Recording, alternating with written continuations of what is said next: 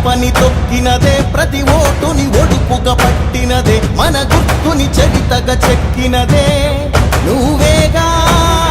రాజన్న రాజ్యం తెచ్చినదే, జగనన్నని రాజును చేసినదే, నిరుపేదల రాతలు మార్చినదే